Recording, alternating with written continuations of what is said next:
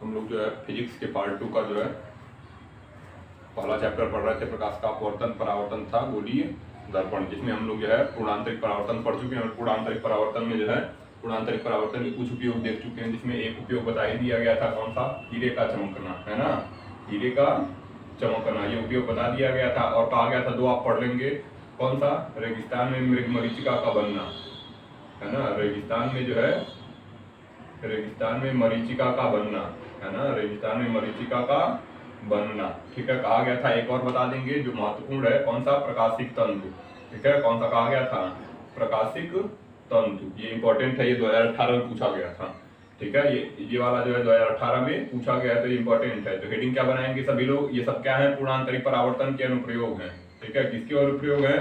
पूर्णांतरिक परावर्तन, ठीक है, पूर्णांतरिक परावर्तन के सब क्या है? उपयोग, ठीक है, पूर्णांतरिक परावर्तन के उपयोग है। तो हेडिंग क्या बनाओगे सभी? हेडिंग बनाइए प्रकाशिक तंतु, प्रकाशिक तंतु, इंग्लिश क्या आ जाएगी? ऑप्टिकल फाइबर, ठीक है, ऑप्टिकल फाइबर, है ना, ऑप्टिकल फाइबर, ठीक है। तो हेडिंग सभी लोग क्या बनाएंगे? Optical fibre. चलिए लिखिए इसमें हेडिंग सभी लोग बनाइए ऑप्टिकल फाइबर, और उसमें लिखिए हम क्या पढ़ रहे हैं? पूर्णांतरिक परावर्तन के उपयोग पढ़ रहे हैं ना, इसमें हेडिंग क्या बना रहे हैं? हेडिंग है ऑप्टिकल फाइबर, पूर्णांतरिक परावर्तन के उपयोग में जो है ऑप्टिकल फाइबर, हेडिंग सभी लोग बनाइए, लिखिए इसमें हेडिंग है ऑप्टिकल फाइबर। उपयोग कहाँ है जी?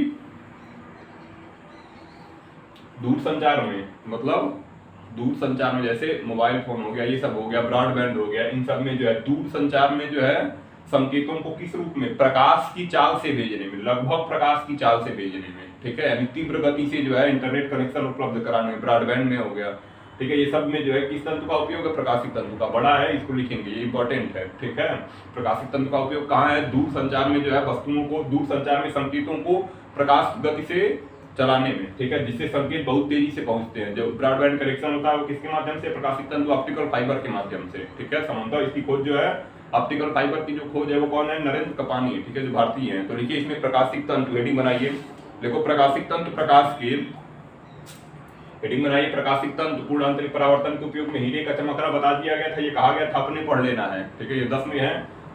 रेगिस्तान में मरीचिका का बनना पढ़ लेंगे, ऑप्टिकल फाइबर लिख लो, ठीक है। देखिए इसमें प्रकाशिक तंतु प्रकाश के पूर्ण आंतरिक परावर्तन की घटना पर, प्रकाशिक तंतु प्रकाश के पूर्ण आंतरिक परावर्तन की घटना पर, प्रकाशिक तंतु प्रकाश के पूर्ण आंतरिक परावर्तन की घटना पर आधारित एक ऐसी युक्ति है, पूर्ण आंतरिक परावर्तन की घटना पर आधारित एक ऐसी युक्ति है जिसमें किसी प्रकाश सिग्नल को, प्रकाशिक तंतु पूर्ण आंतरिक परावर्तन की घटना पर आधारित एक ऐसी युक्ति है जिसमें किसी प्रकाश सिग्नल को प्रकाश के ही रूप में, जिसमें किसी प्रकाश सिग्नल को प्रकाश के ही रूप में एक स्थान से दूसरे स्थान तक, जिसमें किसी प्रकाश सिग्नल को प्रकाश के ही रूप में एक स्थान से दूसरे स्थान तक तीव्र गति में, दूसरे स्थान तक तीव्र गति में बिना ऊर्जा ह्रास के प्रेक्षित किया जा सकता है, तीव्र गति में बिना ऊर्जा ह्रास के प्रेक्षित किया जा सकता है, हो गया, बिना ऊर्जा ह्रास के, तीव्र गति में बिना ऊर्जा ह्रास के तीव्र गति में प्रेक्षित किया, बिना ऊर्जा ह्रास के प्रेक्षित किया जा सकता है। देखो प्रकाशिक तंतु का केंद्रीय भाग, प्रकाशिक तंतु का केंद्रीय भाग क्वार्टज, प्रकाशिक तंतु का केंद्रीय भाग क्वार्टज, कोष्टक में अपवर्तनांक लिख लो, कोष्टक में क्या लिखोगे? n बराबर 1.7, जो पदार्थ लिया गया है, कौन सा पदार्थ? क्वार्टज, पूर्ण प्रत्यास्थ वस्तु बोला जाता है क्वार्टज को, ठीक है, 11 में पढ़ते हैं क्वार्टज, पूर्ण प्रत्यास्थ वस्तु में, ठीक है। तो क्या लिखे? प्रकाशिक तंतु का केंद्रीय भाग क्वार्टज का बना लगभग, क्वार्टज का बना लगभग 10⁻⁴ मीटर, बना लगभग 10⁻⁴ मीटर मोटाई का 10⁻⁴ मीटर मोटाई का अत्यंत लंबा पाइप होता है जिसे क्रोड कहते हैं। 10⁻⁴ मीटर मोटाई का अत्यंत लंबा पाइप होता है जिसे क्रोड कहते हैं, जिसे क्रोड कहते हैं।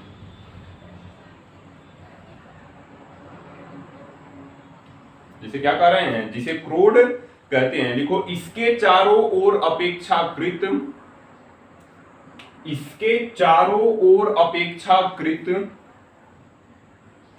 कम अपवर्तनांक वाले पदार्थ की,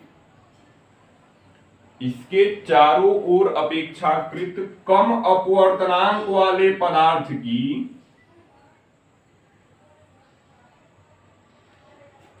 कम अपवर्तनांक कोष्टक में कितना लिखेंगे? n बराबर 1.5। क्वार्टर्स का अपवर्तनांक कितना था? 1.7। इसका अपवर्तनांक कितना है? n बराबर 1.5। तो क्या लिखे? कम अपवर्तनांक वाले पदार्थ की पतली परत होती है, पतली परत होती है जिसे अधिपट्टन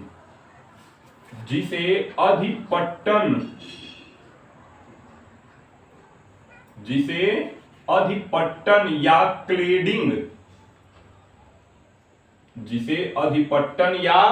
क्लेडिंग कहते हैं। हो गया? जिसे अधिपट्टन या क्लेडिंग कहते हैं। लिखो, इसके चारों ओर सुरक्षा के लिए, इसके चारों ओर सुरक्षा के लिए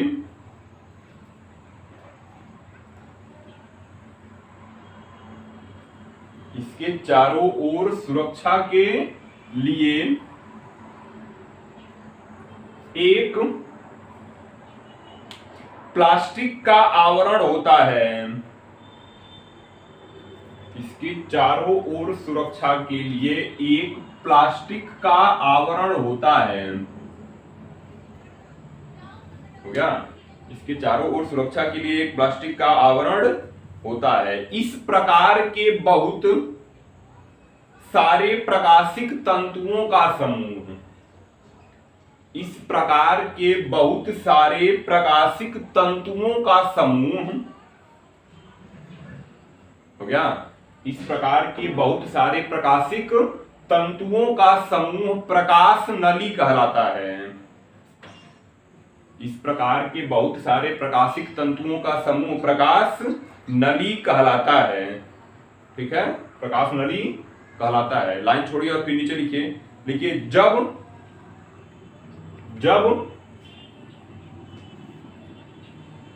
प्रकाश संकेत प्रकाशिक तंतु के, जब प्रकाश संकेत प्रकाशिक तंतु के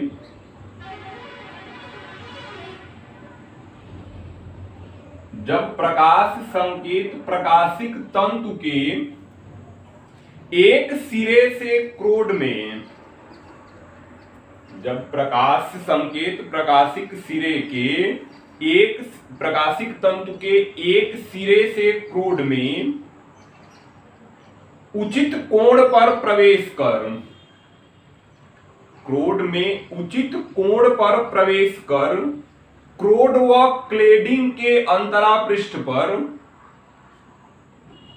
उचित कोण पर प्रवेश कर क्रोड व क्लेडिंग के अंतरापृष्ठ पर क्रांतिक कोण से बड़े कोण पर, अंतरापृष्ठ पर क्रांतिक कोण से बड़े कोण पर आपतित होता है तो, बड़े कोण पर, क्रांतिक कोण से बड़े कोण पर आपतित होता है तो इसका क्रोड में पूर्ण आंतरिक परावर्तन हो जाता है। क्या कह रहा है? जब यह प्रकाश जो है किसी कोण पर प्रवेश करेगा, किस कोण पर प्रवेश करेगा? किसी भी कोण पर प्रवेश करे लेकिन क्रांतिक कोण से अधिक हो। क्यों? क्योंकि हमको पता है क्या, पूर्ण आंतरिक परावर्तन की घटना तभी होगी, पूर्ण आंतरिक परावर्तन की घटना तभी होगी जब आपतन कोण का मान किससे अधिक होगा, क्रांतिक कोण से। ठीक है, अगर आपतन कोण का मान क्रांतिक कोण से अधिक होगा तो पूर्ण आंतरिक संपूर्ण प्रकाश उसी माध्यम में वापस लौट जाएगा, ये पहले ही बता चुके हैं। ठीक है, I का जो मान है I is greater than C। ठीक है, I किससे बड़ा होना चाहिए, C से। I क्या है, आपतन कोण, C क्या है, क्रांतिक कोण। तो जब पूर्ण आंतरिक परावर्तन की घटना पर आधारित यह यंत्र है, यह युक्ति है। ठीक है, तो इसके लिए जो है आपतन कोण का मान हमेशा किस कोण से अधिक होना चाहिए, क्रांतिक कोण से। हमेशा प्रकाश जो होगा क्रांतिक कोण से अधिक मान पर आपतित तो होना चाहिए, नहीं होगा तो पूर्ण आंतरिक परावर्तन की घटना नहीं हो पाएगी। ठीक है, और हमारी युक्ति कार्य नहीं करेगी। ठीक है, तो हमेशा जो है आपतन कोण का मान किससे अधिक होना चाहिए, क्रांतिक कोण से। तो क्या लिख रहे थे, लिखो इसके क्रोड में पूर्ण आंतरिक परावर्तन हो जाता है। लिखो यह क्रिया क्रोड व क्लेडिंग के, यह क्रिया क्रोड व क्लेडिंग के अंतरा पृष्ठ पर बार बार होती है। यह क्रिया क्रोड व क्लेडिंग के अंतरा पृष्ठ पर बार बार होती है।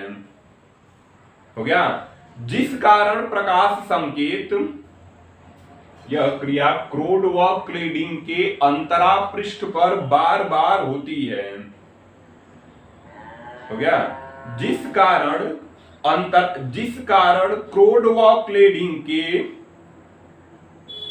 क्या लिखिए, यह क्रिया क्रोड व क्लेडिंग के अंतरा पृष्ठ पर बार बार होती है, जिस कारण प्रकाश संकेत क्रोड में, जिस कारण प्रकाश संकेत क्रोड में बिना ऊर्जा ह्रास के, जिस कारण प्रकाश संकेत क्रोड में बिना ऊर्जा ह्रास के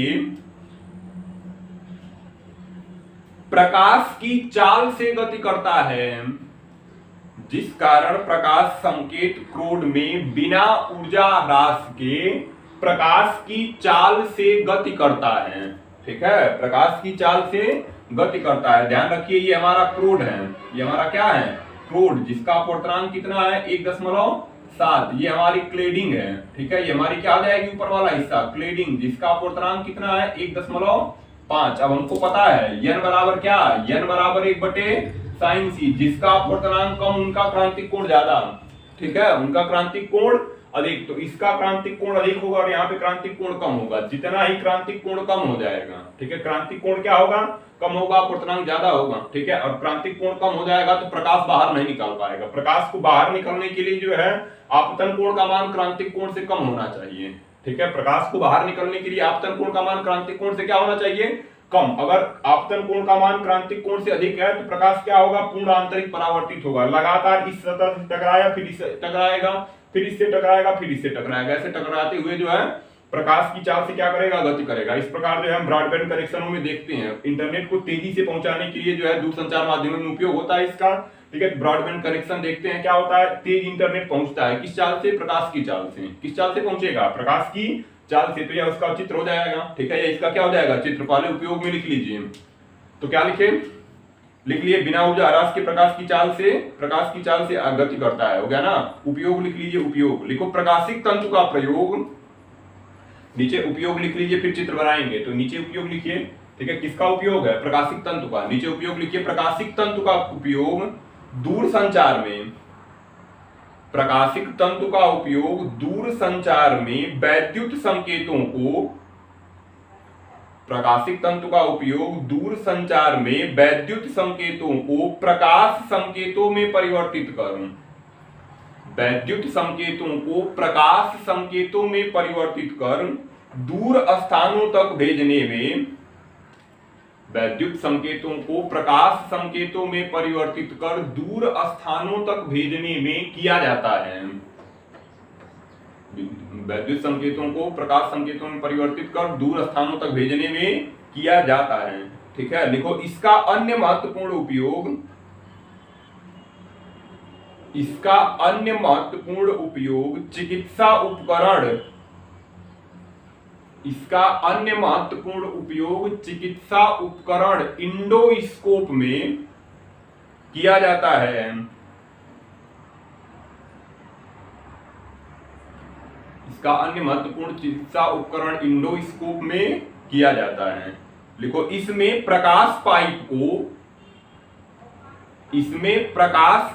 को मनुष्य के पेट के अंदर डालकर, इसमें प्रकाश पाइप को मनुष्य के पेट के अंदर डालकर उसमें प्रकाश भेजकर,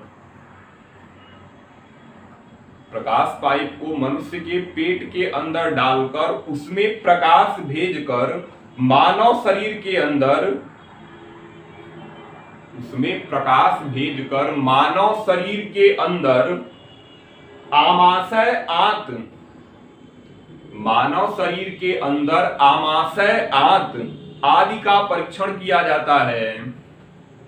मानव शरीर के अंदर आमाशय आंत आदि का परीक्षण किया जाता है।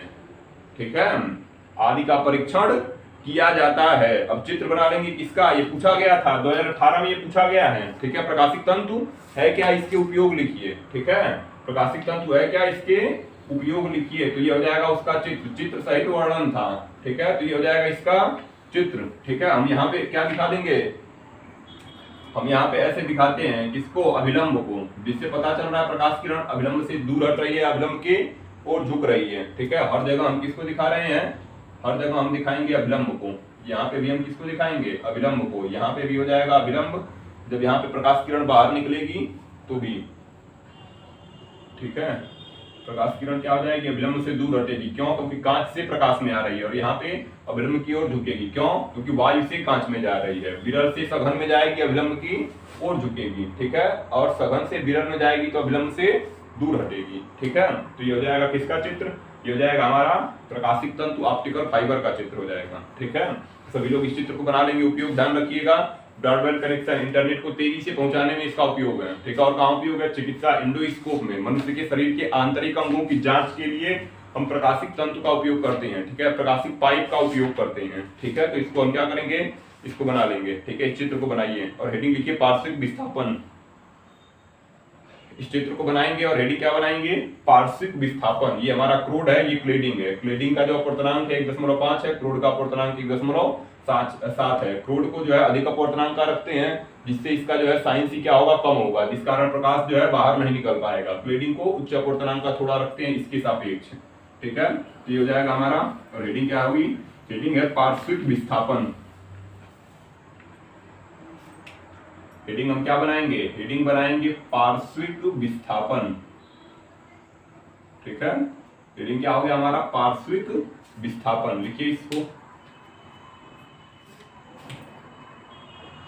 हेडिंग हमारी पार्श्विक विस्थापन। लिखिए इसमें पार्श्विक विस्थापन। लिखो, जब प्रकाश किरण कांच के किसी आयताकार गुट के, ऊपर से बना देते हैं, जब प्रकाश किरण कांच के किसी आयताकार गुटके से अपरिवर्तित होकर, जब प्रकाश किरण कांच के किसी आयताकार गुटके से अपवर्तित होकर निर्गत होती है तो, जब प्रकाश किरण कांच के किसी आयताकार गुटके से अपवर्तित होकर निर्गत होती है तो, ठीक है, निर्गत होती है तो निर्गत प्रकाश किरण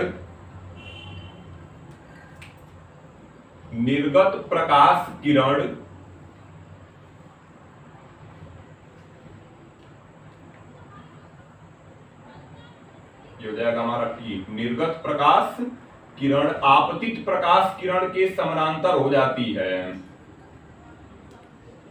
निर्गत प्रकाश किरण आपतित प्रकाश किरण के समानांतर हो जाती है। हो गया, निर्गत प्रकाश किरण आपतित प्रकाश किरण के समानांतर हो जाती है, अर्थात निर्गत प्रकाश किरण आपतित प्रकाश किरण के समानांतर होगी, अर्थात क्या होगा, अर्थात हो जाएगा आपतन कोण किसके बराबर हो जाएगा, आपतन कोण जो है, आपतन कोण बराबर निर्गत कोण। आपतन कोण को आई से प्रदर्शित करते हैं, आई हो जाएगा निर्गत कोण के बराबर। किसके बराबर हो गया, निर्गत कोण। निर्गत कोण को ई से प्रदर्शित करते हैं, अर्थात लिख लेना है आपतन कोण किसके बराबर हो गया, निर्गत कोण के बराबर हो गया। ठीक है, आपतन कोण किसके बराबर हो गया? आपतन कोण जो है निर्गत कोण के बराबर हो गया। ठीक है, तो लिखिए इसको, आपतन कोण किसके बराबर हो गया? निर्गत कोण के बराबर हो गया। नीचे लिखिए परिभाषा पार्श्विक विस्थापन की, डबल इन्वर्टेड का में परिभाषा लिखिए। देखिए कांच के आयताकार गुटके पर, कांच के आयताकार गुटके पर परिभाषा लिखिए पार्श्विक विस्थापन की डबल इन्वर्टेड कामा में। लिखिए कांच के आयताकार गुटके पर, हो गया, कांच के आयताकार गुटके पर आपतित प्रकाश किरण तथा, कांच के आयताकार गुटके पर आपतित प्रकाश किरण तथा, कांच के आयताकार गुटके पर आपतित प्रकाश किरण तथा निर्गत समानांतर प्रकाश किरण के, आपतित प्रकाश किरण तथा निर्गत समानांतर प्रकाश किरण के, आपतित प्रकाश किरण तथा निर्गत समानांतर प्रकाश किरण के,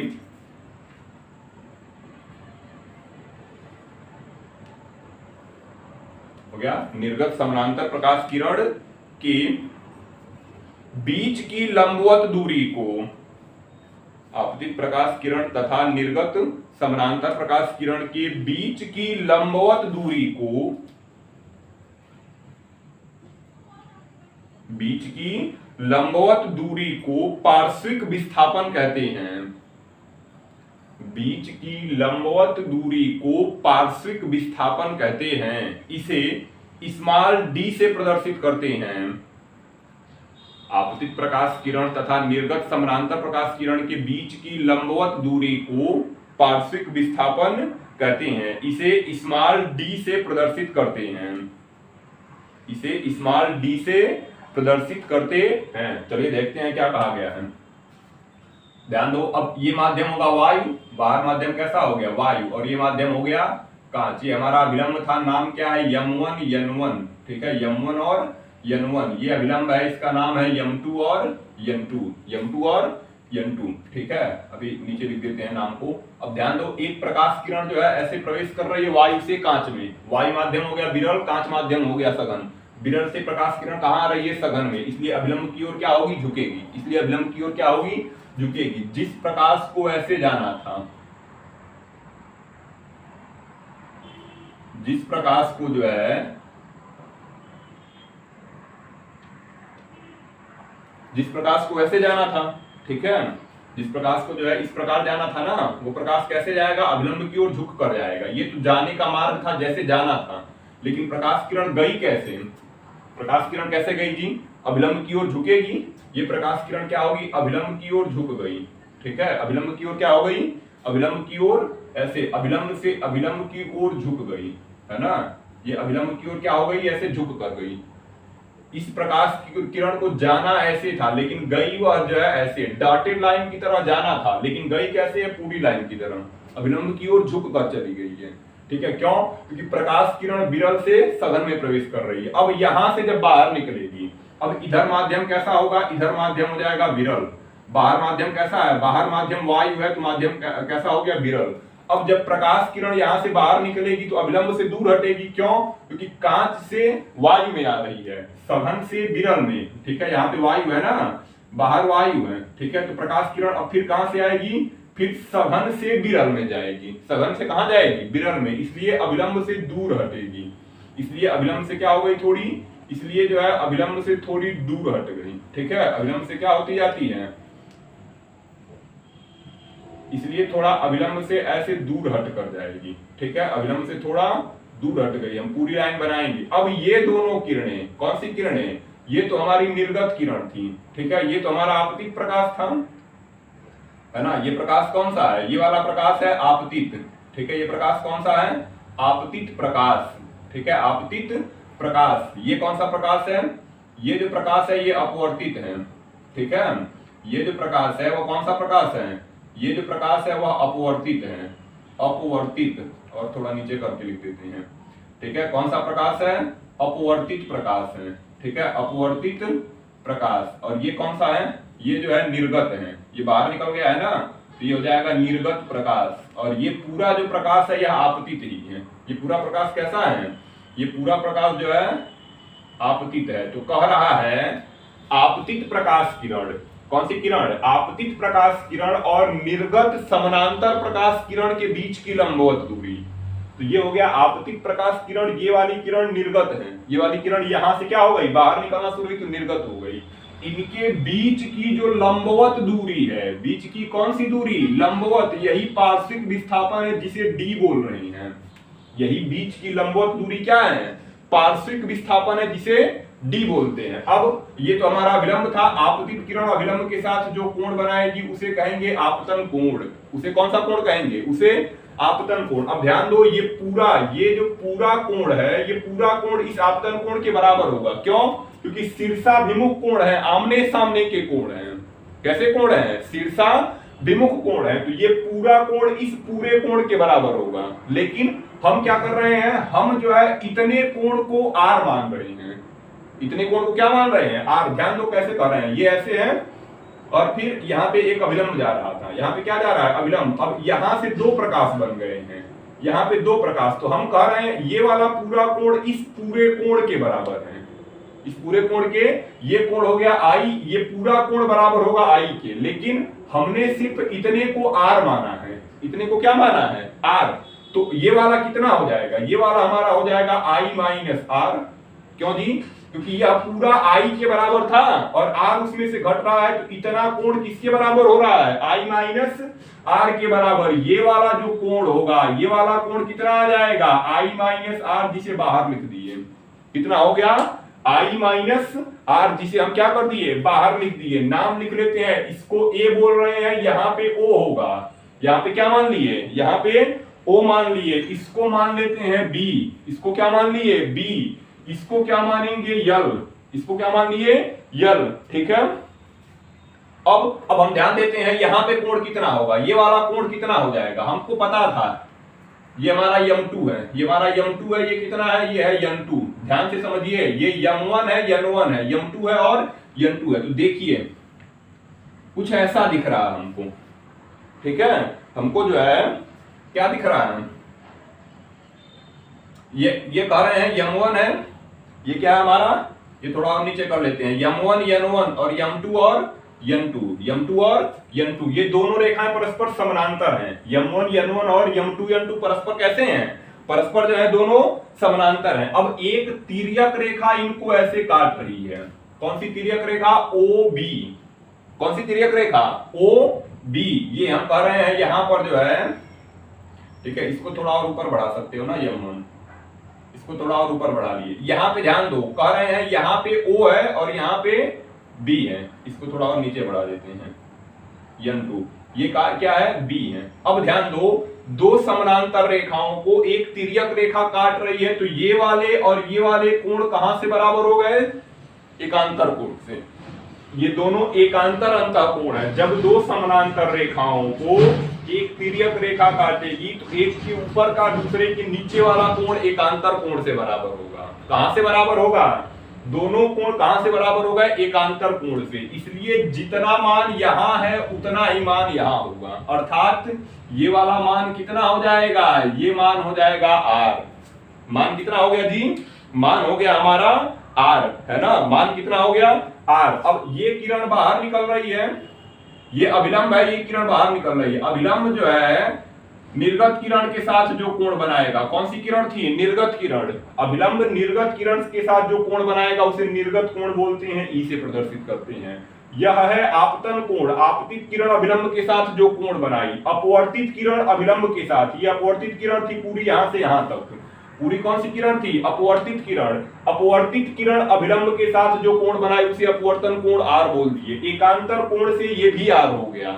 यह बाहर निकली किरण है, ठीक है, तो यह निर्गत किरण हो गई। निर्गत किरण अभिलंब के साथ जो कोण बनाई उसे निर्गत कोण ई बोलते हैं। उसे निर्गत कोण क्या बोलेंगे? ई। ध्यान रखो, ओ प्रकाश आया था जिसको जाना तो हमारा इस दिशा में है, ओएल दिशा में आगे बढ़ना था, लेकिन चूंकि प्रकाश किरण विरल से सघन में प्रवेश की इसलिए अभिलंब की ओर झुक गई। यह ओएल दिशा में न जाकर ओबी दिशा में आगे बढ़ी, फिर आगे बी से आगे निकल गई। ठीक है, फिर बी से क्या हो गई? बीसी दिशा कर सकते हो ना, यहाँ पे चाहो तो बीसी। ठीक है, बीसी दिशा में क्या हो गई? आगे बढ़ गई। तो कह रहा है ये जो आपतित किरण थी, जैसा उसको जाना था उसे आपतित किरण बोल रहे हैं, और जैसा वह गई उसे हम कौन सी किरण बोल रहे हैं? निर्गत किरण। तो आपतित किरण और निर्गत समानांतर किरण के बीच की लंबवत दूरी, आपतित किरण और निर्गत किरण के बीच की लंबवत दूरी को ही हम पार्श्विक विस्थापन बोलते हैं। इसे किससे प्रदर्शित कर रहे हैं? डी से। किससे प्रदर्शित कर रहे हैं? इसे जो है हम स्मॉल डी से प्रदर्शित करते हैं। किससे प्रदर्शित कर रहे हैं? स्मॉल डी से। अब हम क्या करेंगे? स्मॉल डी के लिए व्यंजक निकालेंगे। ठीक है, क्या निकालेंगे? स्मॉल डी के लिए ही हम व्यंजक निकालेंगे। तो लिखिए, इसी की चित्र की व्याख्या है, तो लिखिए पहले इसके नीचे लिखिए, चित्र बनाएंगे और उसके नीचे लिखेंगे। ये हो जाएगा m1, ये हो जाएगा n1, यहाँ पे O है, ये r है, ये i माइनस r हो गया। क्यों? क्योंकि इसके पूरे बराबर होना था, r इसको मान लिए तो ये बचा i माइनस r। ठीक है, एकांतर कोण से ये br हो गया, ये m2 है, ये n2 है, यह e है, यह b है, ये स्मॉल d है, यह l है, यह c है। ठीक है, इसको भी कुछ मान सकते हो, जो भी मान लो। ठीक है, तो लिखिए अब नीचे इसके लिखिए, माना कांच के एक आयताकार गुटके की मोटाई t, माना कांच के एक आयताकार गुटके की मोटाई t तथा उसका अपवर्तनांक स्मॉल l है। माना कांच के एक आयताकार गुटके की मोटाई t तथा उसका अपवर्तनांक n है। उसके ऊपरी पृष्ठ पर अपवर्तनांक n है, उसके ऊपरी पृष्ठ पर एक प्रकाश किरण I आपतन कोण पर, उसके ऊपरी पृष्ठ पर एक प्रकाश किरण I आपतन कोण पर आपतित होकर,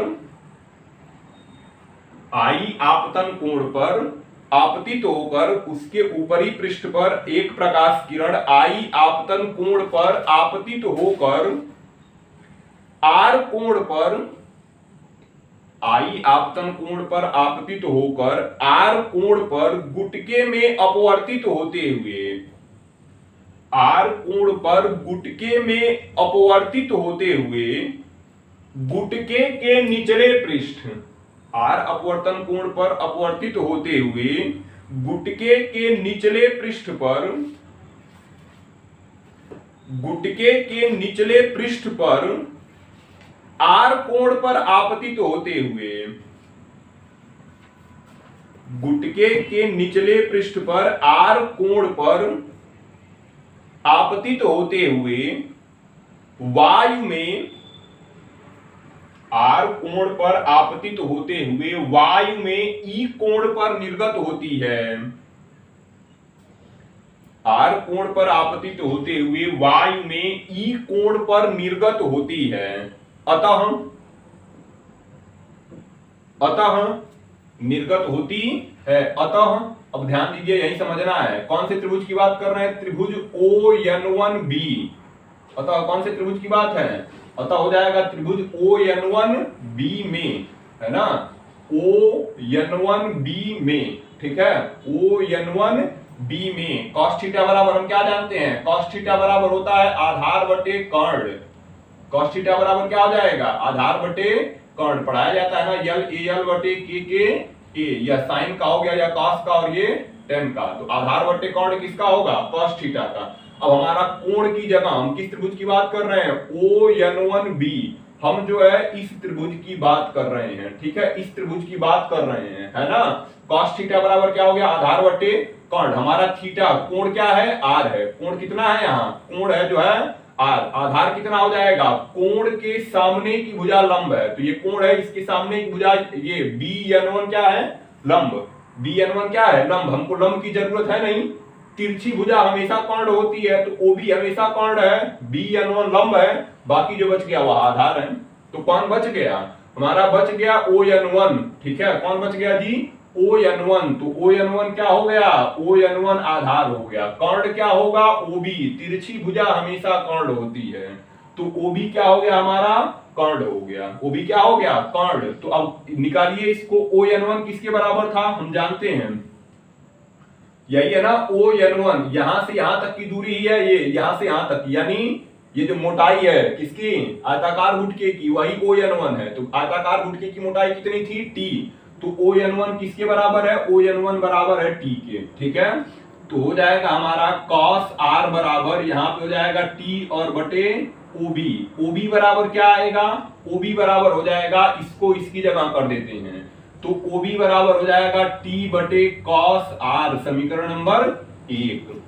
ठीक है, OB बराबर कितना आ गया, OB बराबर हो गया cos t बटे cos r, समीकरण नंबर 1। अब हम कौन से त्रिभुज की बात कर रहे हैं, अब जो है हम अगले त्रिभुज की बात करते हैं OLB में। ठीक है, OLB, देखिए हम इस त्रिभुज की बात करने वाले हैं। ठीक है, इस त्रिभुज की हम क्या करने वाले हैं, बात करने वाले हैं। तो यहाँ पे लिखते हैं कौन से त्रिभुज की, त्रिभुज OLB में। ठीक है, त्रिभुज OLB में अब हम निकालेंगे साइन थीटा।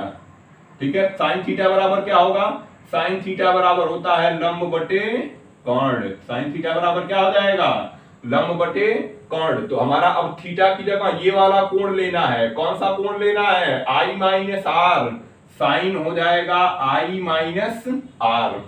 साइन कितना हो गया, साइन I माइनस आर। अब लंब क्या हो जाएगा, कोण है, तो कोण के ठीक सामने की भुजा, ये नहीं, ये वाली भुजा कौन सी, LB, कोण के ठीक सामने की भुजा लंब हो गई, यानी इस कोण के ठीक सामने की भुजा कौन सी लंब हो जाएगी, LB। और तिरछी भुजा हमेशा कर्ण होती है, तो ये भुजा हमेशा कर्ण हो जाएगी। बाकी जो बचेगा वह आधार होगा, यानी OL आधार हो जाएगा, OB कर्ण हो जाएगा, LB लंब हो जाएगा। तो हमको कर्ण रखना था, जो हम कह रहे हैं क्या है, OB है। ठीक है, अब OB को इसकी जगह करो, यहां आ जाएगा, तो हो जाएगा OB बराबर LB का मान किसके बराबर था, LB ही पार्श्विक विस्थापन है, तो LB किसके बराबर है, D के। LB किसके बराबर है, स्मॉल d, और फिर यहां पे हो जाएगा sine I minus R, sine I minus R. इसको क्या बनाएंगे, इसको समीकरण 2 बनाएंगे, और क्या लिखेंगे, लिखेंगे समीकरण 1 व समीकरण 2 से। ठीक है, समीकरण 1 व समीकरण 2 से क्या देख रहे हैं, दोनों OB के बराबर हैं, 1 और 2।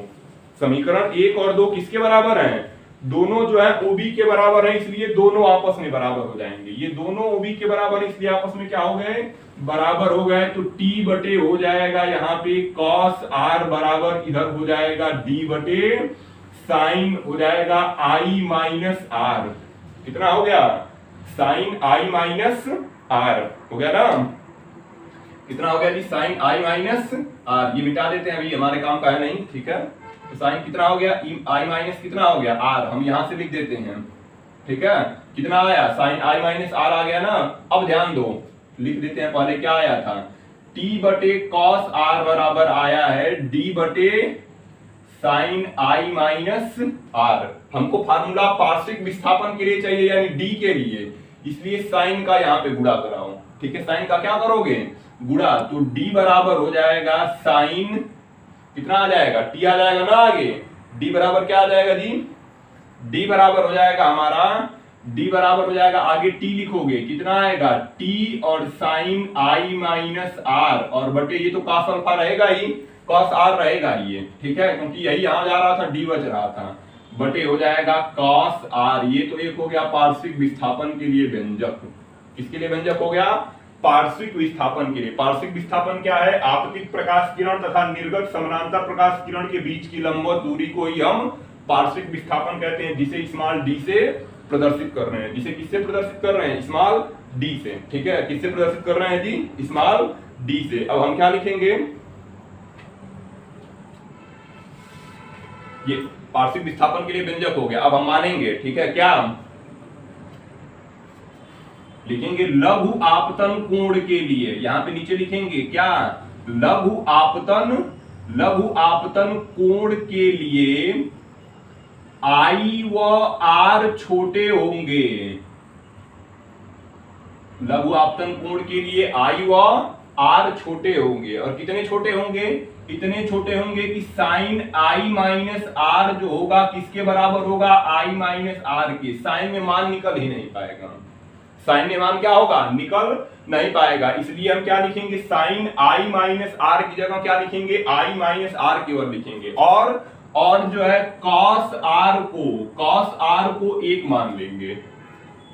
cos r को कितना मानेंगे, क्यों, क्योंकि r अगर बहुत छोटा होगा मतलब जीरो लगभग नगण्य, जीरो के बराबर, और cos 0 अंश का मान कितना होगा, 1 हो जाएगा। cos 0 अंश का मान कितना हो जाएगा, 1। ठीक है, तो r का मान बहुत छोटा हो यानी लगभग 0 के बराबर होगा, तो और cos 0 अंश का मान कितना हो गया, 1, इसलिए हम cos r की जगह 1 रखेंगे, sin i माइनस r की जगह केवल i माइनस r रख देते हैं, तो कितना आ जाएगा, यहाँ पे आ जाएगा हमारा d बराबर हो जाएगा t, sin i minus r की जगह केवल कितना लिखोगे, i माइनस r लिखोगे, और बटे cos r की जगह 1 हो जाएगा, तो d बराबर हो जाएगा t और कोष्टक में i माइनस r, d बराबर कितना आ गया, d बराबर हो गया t i माइनस r। यहां तक हो गया ना। इसको हम बना लेते हैं समीकरण नंबर 3। इसको क्या बना लिए, इसको बना लिए समीकरण नंबर 3। इस समीकरण को ध्यान रखेंगे, आगे हमारा काम आने वाला है। तो ये चित्र सबका हो गया है, इसको मिटा लेते हैं अभी, क्योंकि यहीं पे लिखेंगे। ठीक है,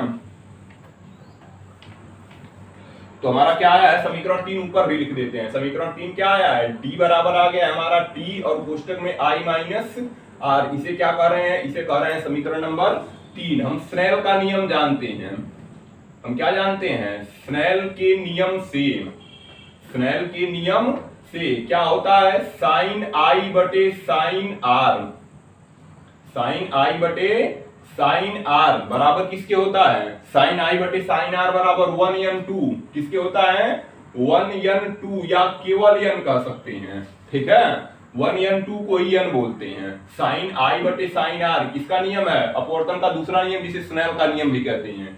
अब कह रहा है आई और आर बहुत छोटे हैं, इसलिए साइन में इनका मान संभव नहीं है। आई और आर क्या है, बहुत छोटे हैं, इनका साइन में मान संभव नहीं है, तो हम केवल क्या लिख सकते हैं, आई बटे आर लिख सकते हैं, n के बराबर।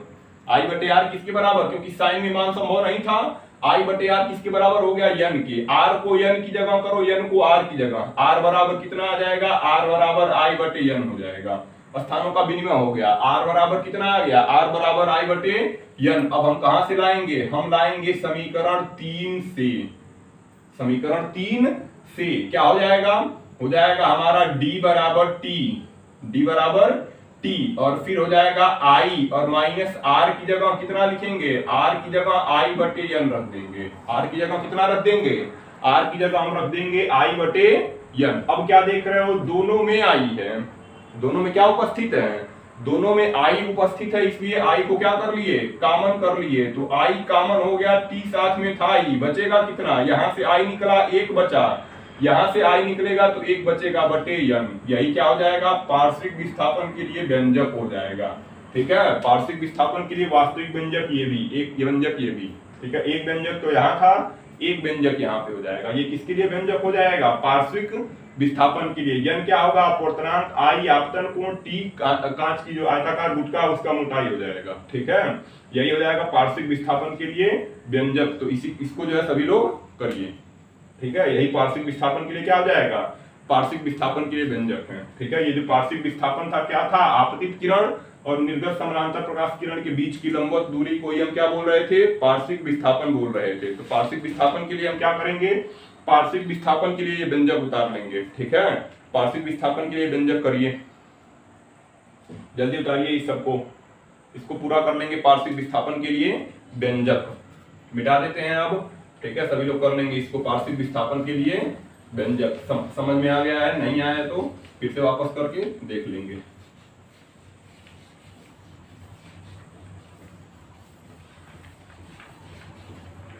हमारा व्यंजक किसके लिए मिल गया था, पार्श्विक विस्थापन के लिए।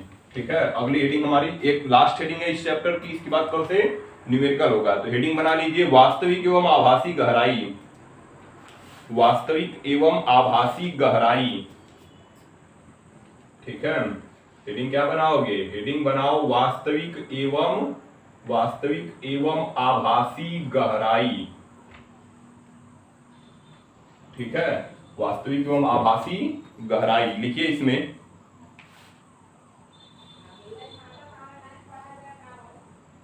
वास्तविक एवं आभासी गहराई लिखिए। यदि एक बिंदु वस्तु O, इसमें लिखिए जल्दी, यदि एक बिंदु वस्तु O अपवर्तनांक n के, यदि एक बिंदु वस्तु O अपवर्तनांक n के पारदर्शी द्रव में, यदि एक बिंदु वस्तु O अपवर्तनांक n के पारदर्शी द्रव में h गहराई पर स्थित है।